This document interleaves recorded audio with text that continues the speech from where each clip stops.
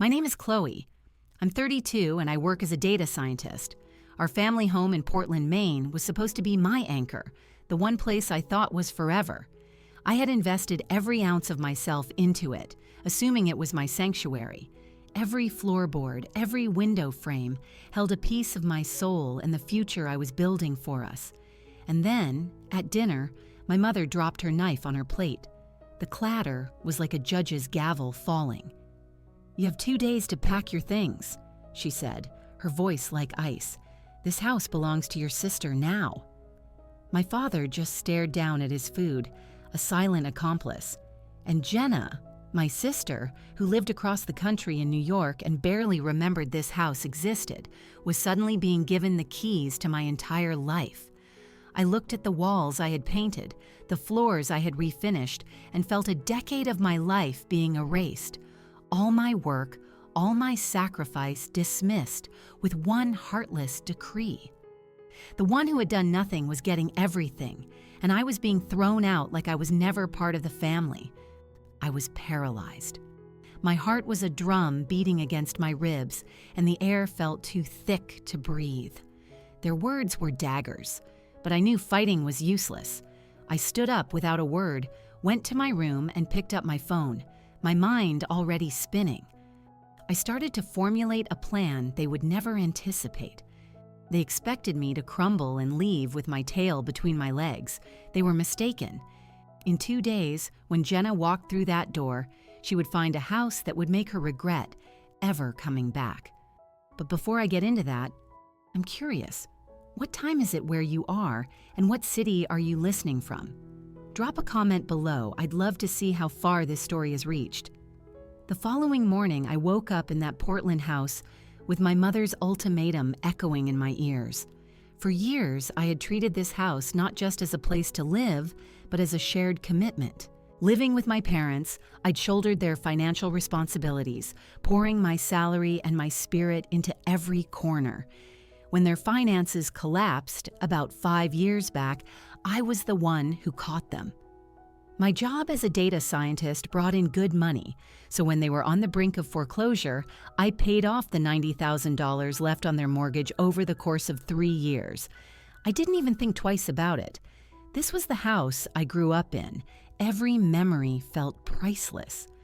I can still picture the day the bank's final notice arrived. My dad was at the kitchen table, his head buried in his hands, surrounded by a mess of threatening letters. My mom was pacing back and forth, her voice trembling.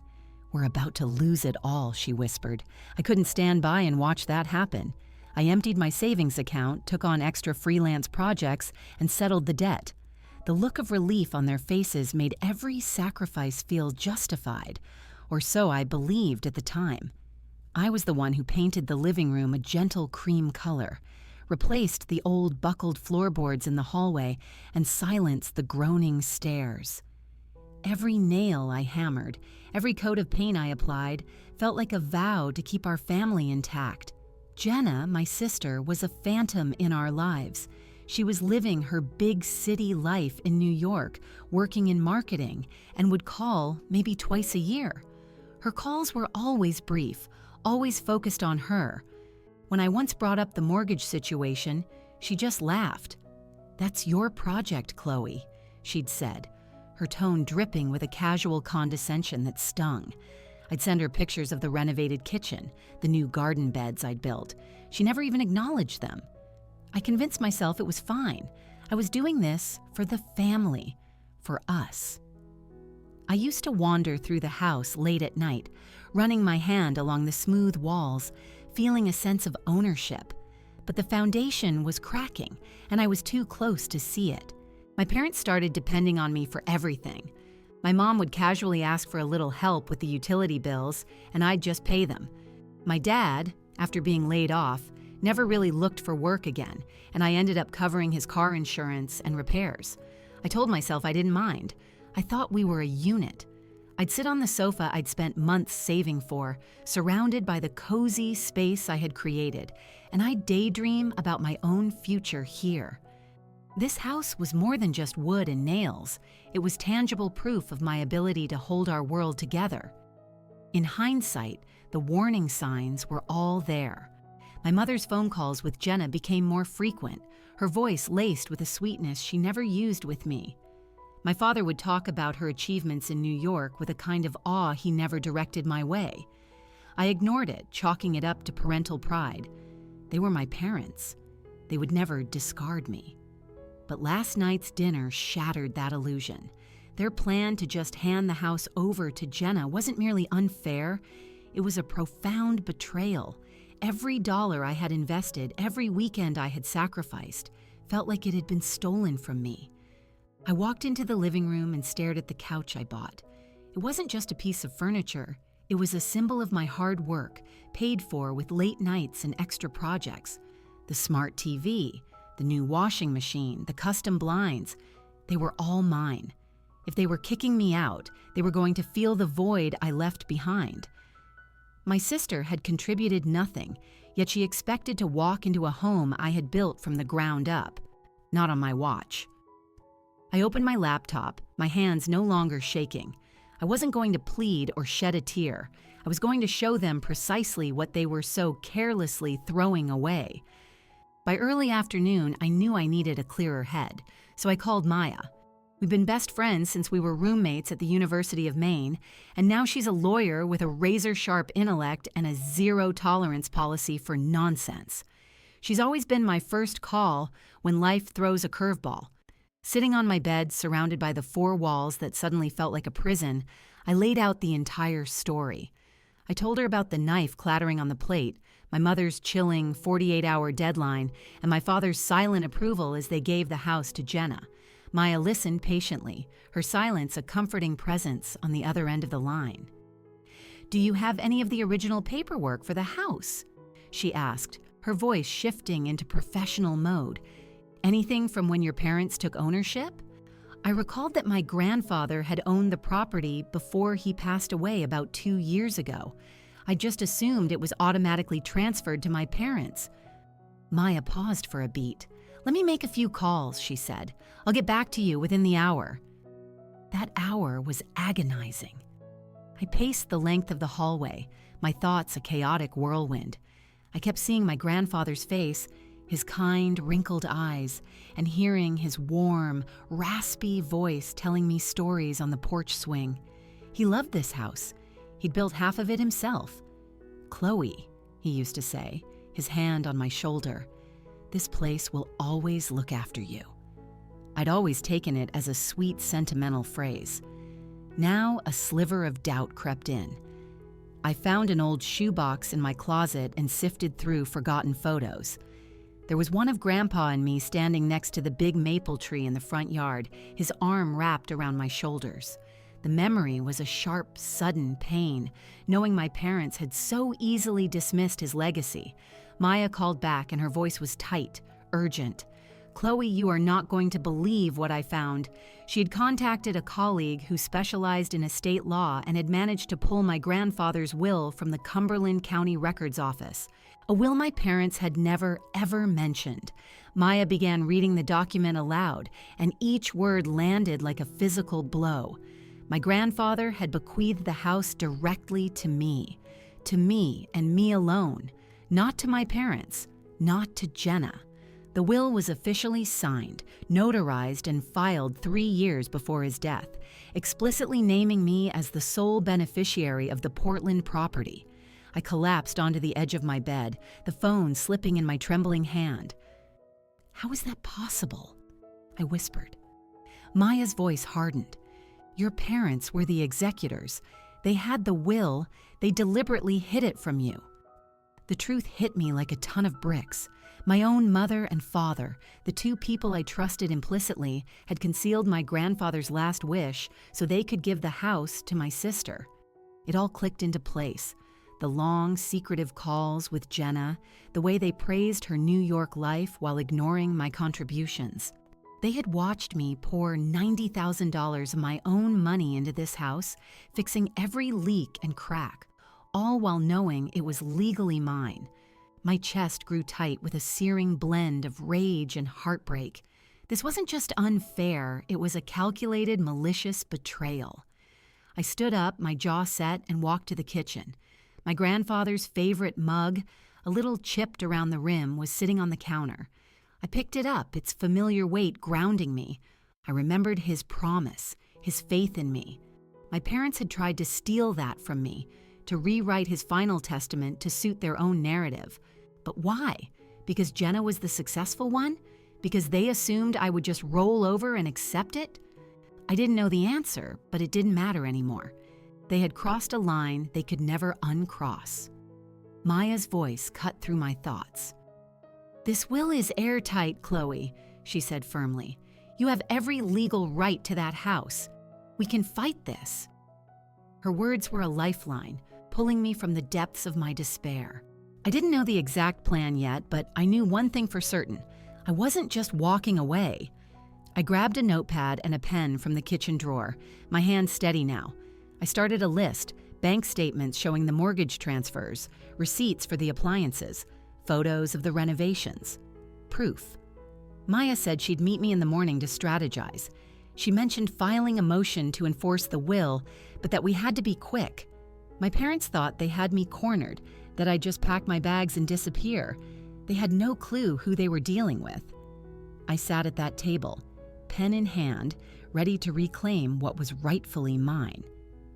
The next morning, I was up before the sun.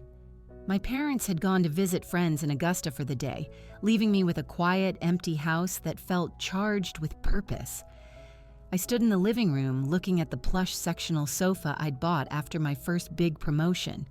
It had taken me 6 months to save up for it. If I was being thrown out, I was damn sure I wasn't leaving my hard-earned comforts for my sister to enjoy. I grabbed my pen and my notepad and began a meticulous inventory. Every item I had purchased was listed. The 65-inch smart TV on the wall, the high-efficiency washer and dryer in the basement, the blackout curtains I'd hunted for to match the paint I'd applied myself. Each line on the list was a piece of my history in this house, a testament to the years I'd spent holding it together. I called Maya to go over the legal plan. She was already in her office, her voice sharp and focused. "We're going to file an immediate claim to enforce the will," she explained. "It's a strong case, but we need to document your financial contributions to show their bad faith." I pulled out a thick accordion file filled with receipts for every major purchase, every repair bill, every single dollar I'd poured into the property. Maya advised me to get a notarized affidavit detailing my financial role, and we scheduled a meeting later that day to sign it. For the first time in 48 hours, a wave of control washed over me. I was no longer a victim. I was building my case. But first, I had to secure my property. I went online and searched for moving companies in Portland, settling on a local crew called Pine Tree Movers that had excellent reviews. I called and spoke to a man named David, explaining that I needed an emergency move-out. "Can you be here today?" I asked, my voice leaving no room for negotiation. He hesitated for a moment, citing a full schedule, but I pressed. "It's a rush job. I'll pay double." He agreed to send a truck by noon. I read him the list: the sofa, the TV, the washer-dryer, the microwave, my bedroom set. "This is all my personal property," I stated clearly. "I am taking what belongs to me." David didn't probe, simply confirmed the address and gave me a quote. I hung up, my heart rate even. This was the right thing to do. While I waited, I walked through the house, tagging my things. The old dining table had been my grandfather's, so it stayed. But the 6 matching chairs surrounding it? I'd bought those last year after my mother complained the old ones were wobbly. I slapped a sticky note on each one. The process was cold and methodical, which helped keep the emotions at bay. It was like I was performing a surgical extraction, removing my life from the body of this house. I avoided thinking about my parents or Jenna. This was about action, not anger. Around 10 o'clock, the doorbell chimed. It was Mrs. Gable from across the street, a sweet woman in her late 60s who always brought over a pie for Thanksgiving. She'd seen me pacing through her kitchen window. "Is everything all right, dear?" she asked, her eyes full of genuine concern. I couldn't bring myself to tell her the whole ugly story about the will. It was still too raw. But I told her I was moving some things out. It's just complicated, I said, managing a weak smile. She gently squeezed my arm. You have been the heart of this house, Chloe. Whatever is happening, you don't deserve it. Her simple kindness was almost my undoing. I blinked back a tear, so grateful for her small act of solidarity. A little later, Mr. Henderson, our other neighbor, stopped by on his way home from his construction job. He'd been good friends with my grandfather, and they used to spend hours talking about old fishing spots. Your grandpa was so proud of this place, he said, his gaze sweeping over the front porch, and so proud of you for keeping it up. I just nodded, the lump in my throat too big to speak. Their support was a powerful reminder that I wasn't entirely alone, even as my own family was casting me out. I thanked them both, and they left with understanding looks, leaving me to my task. The movers arrived right at noon. I showed the three-man crew the tagged items. They were efficient and professional, wrapping the washer in thick blankets and expertly maneuvering the giant sofa through the doorframe. Watching them empty the rooms was surreal, like dismantling a life I had so carefully constructed. But with every item that left the house, I felt a little bit lighter. I wasn't just moving out, I was taking back my power. Jenna wasn't going to get a free ride on my dime. Maya called again, confirming our 3 p.m. appointment and reminding me to get a receipt from the movers. Every piece of documentation strengthens your position, she said. My resolve solidified into steel. By mid-afternoon, the house was a hollow shell. My belongings were gone, safely packed into a storage unit. I stood in the living room where the bare walls amplified the silence left by the missing sofa and TV. The quiet was shattered by a sharp, insistent knock on the door. I took a deep breath and opened it. There stood my sister, Jenna, a designer suitcase by her side. Her eyes narrowed with a look of smug ownership. She'd flown in from New York, clearly expecting to step into a turnkey home ready for her to inhabit. I steeled myself. This was not going to be a friendly reunion. Jenna brushed past me without a word of greeting, her high heels clicking aggressively on the bare hardwood floors. "Where is everything?" she demanded, her gaze sweeping across the empty living room. Her voice was brittle, dripping with an entitlement that grated on my last nerve. I crossed my arms, holding my ground by the doorway. "I took what was mine," I said, my voice flat and even. She whirled around to face me, a splotchy red flush creeping up her neck. "Yours?" "Mom and Dad said this house is mine now. You have no right to strip it bare." I took a step toward her, my voice low but firm. "I paid for that sofa. I paid for that TV. I paid for the washer and dryer. Every single thing I took was bought with my money. You haven't contributed a single cent to this place." Her eyes widened in disbelief, but she recovered quickly. "Oh, so you think you're entitled just because you threw a little money around?" she sneered. "This is my home now, Chloe. You're the one who's out." The tension in the air was thick enough to cut with a knife. I clenched my fists at my sides, resisting the powerful urge to scream. "You haven't set foot in this house for more than a holiday in years," I said. "I'm the one who kept it from falling apart while you were off living your life and ignoring our calls." Jenna let out a harsh, dismissive laugh. "Oh, please. You love playing the martyr, the poor, dutiful daughter. Mom and Dad chose me for a reason." Her words were designed to wound, and they did, but I refused to let her see it.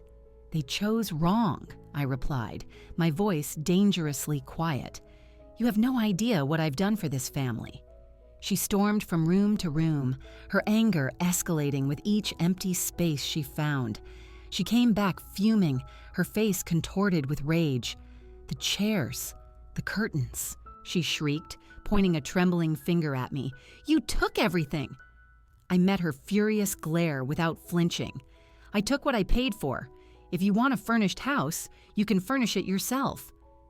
Jenna's hands were shaking as she snatched her phone from her purse. "You are unbelievable," she seethed. "I'm calling Mom and Dad right now. They'll handle you." I gave a small, indifferent shrug. "Go ahead. They're not here." She paused, momentarily confused. "What do you mean?" I didn't give her the satisfaction of an explanation. I just watched as she furiously dialed, her fingers stabbing at the screen. She paced the length of the empty kitchen, her voice rising in pitch as she complained to our mother. "She's gutted the place, Mom. It's completely empty." I remained silent, letting her frantic story unfold. When she hung up, she glared at me with pure venom. "They're on their way back from Augusta now," she said, her tone triumphant. "You are so finished, Chloe." I didn't respond. I simply gestured toward the front door. "You know where to find the exit." She grabbed her suitcase, muttering curses under her breath, and stormed out, slamming the door so hard the entire frame shuddered. I stood alone in the echoing silence, my heart hammering against my ribs. But my purpose was crystal clear. Jenna thought she could just waltz in and claim a life I had built. She had no idea what was about to hit her. I locked the deadbolt, ready for the next phase. That evening, I was at Maya's apartment in downtown Portland, my possessions now secured in a storage unit across town. My phone started vibrating nonstop, my mother's name lighting up the screen. I ignored it, letting each call go to voicemail. I knew what was happening. Jenna had called them, they had raced back to the house, and now they were confronting the reality they had created. I wasn't prepared to listen to their panicked accusations just yet. Instead, I sat at Maya's kitchen island nursing a cup of tea, the exhaustion of the last few days finally seeping into my bones. When I eventually mustered the courage to listen to the voicemails, my mother's voice was a high-pitched shriek.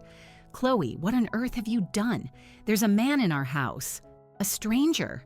My father's voice broke in, thick with confusion and anger. "He's saying he's the new owner. Explain yourself right now." I didn't call back. The simple truth was they had walked into a situation of their own making. Maya had moved with lightning speed.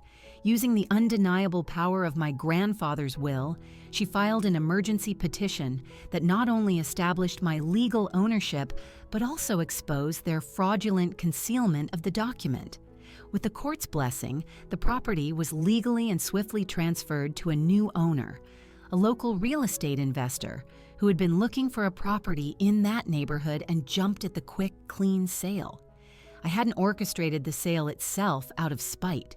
It was a legal maneuver to liquidate the asset that was rightfully mine and sever all ties to the toxic situation. It was business. My phone rang again. This time, it was my father. I took a deep breath and answered, my voice calm and collected. "Dad," I said, cutting him off before he could start yelling, "I'm not coming back. You hid Grandpa's will from me. You tried to give my home to Jenna." He started sputtering, a jumble of shock and indignation. "We were trying to protect the family. You can't just—" I cut him off again, my voice like ice. "You were protecting Jenna, not me. The will was ironclad. The consequences are yours to deal with." I ended the call. My hand was shaking, but my resolve was absolute. Seconds later, my mother called. Her tone was no longer just angry. It was laced with a sharp edge of accusation. "Chloe, you are tearing this family apart. You need to come home and fix this." "I'm done fixing your mistakes," I said, my voice devoid of emotion. "If you have questions about the will or the house, you can talk to my lawyer." I hung up and silenced my phone. Maya was sitting across from me, her laptop glowing in the dim light. "They're in full-blown panic mode," she said, her expression grim but satisfied. "The new owner has the title free and clear. There's nothing they can do." I nodded, staring into my now cold tea. The house I had poured my blood, sweat, and tears into was gone. Not because I had wanted to sell it, but because my parents' greed and deception had left me with no other choice. I felt a pang of loss for the memories, but it was overshadowed by an immense, liberating relief. They had underestimated me completely, assuming I would just collapse under the weight of their betrayal. They were wrong. The calls and texts continued for days, the voicemails growing more desperate and pathetic. "Chloe, we're your family," my mother pleaded in one message. "You can't do this to us." I never responded. Each message was a little testament to their delusion. My grandfather's will was my shield. the undeniable proof that I wasn't the one who had broken this family. They were. As the night wore on, Maya and I planned my next steps. I was finally free. I would never go back to that house, and I would never go back to the person who let her family walk all over her. Months later, I stood in the living room of my new apartment in Portland, sunlight pouring through the large windows. I had built a new life, a life that was entirely my own, unburdened by my family's toxic expectations. I'd found a great job at a local tech startup, a small, innovative company where my skills were appreciated and my voice was heard. My days were now filled with challenging projects, coffee breaks at the corner cafe, and quiet, peaceful evenings arranging my own furniture. My sofa, my TV, the familiar pieces I had fought for and won back. I hadn't spoken to my parents or Jenna since that night. I'd blocked their numbers, creating a wall of silence that was difficult at first, but ultimately necessary for my own healing. It gave me the space to rediscover who I was without their constant, suffocating presence. I heard through a mutual acquaintance that Jenna had been forced to scramble and buy a small condo back in New York. She had been counting on inheriting our family home for free, and with that asset gone, she had to drain a significant portion of her own savings. The news didn't fill me with glee, but it felt like a fair and just outcome. She had tried to take something that wasn't hers, and now she understood the true cost of her entitlement. I occasionally pictured her signing mortgage documents and wondered if she ever felt a shred of regret for her callous words. But I didn't let myself dwell on it. My life was about moving forward. My parents, I learned, were facing their own public and private fallout. Without the house to live in or leverage, they had been forced to move into a cramped rental apartment on the outskirts of town. It was a stark contrast to the beautiful home they had tried to control. In a tight-knit community like ours, word had traveled fast. Neighbors like Mrs. Gable and Mr. Henderson, who had witnessed my devotion to the house, made their disappointment known. My parents' once solid reputation had been shattered as the truth about my grandfather's will came to light. They were also struggling financially, with no property and mounting legal fees from their futile attempts to challenge the sale. I didn't seek out the details. Their choices had led them to this place, and I was no longer their safety net. Maya remained my rock, checking in on me regularly. Over coffee one afternoon, she smiled at me. "You're so much stronger than they ever knew," she said. I smiled back, feeling the deep, resonant truth in her words. For years, I had diminished myself, pouring all my worth into a building I thought defined me. But this painful ordeal had taught me a vital lesson. My value was never tied to that house or to their approval. It was in my own strength, my integrity, and my ability to finally stand up and choose myself. Establishing those boundaries was the hardest and most important thing I had ever done. Cutting them off wasn't an act of revenge, it was an act of self-preservation. I had given so much of myself for so long to a family that refused to see me. Now, I saw myself clearly. Walking along the Portland waterfront, feeling the cool ocean breeze, I felt lighter than I had in years. The life I was building wasn't flawless, but it was authentically mine, constructed on a foundation of self-respect. End of story.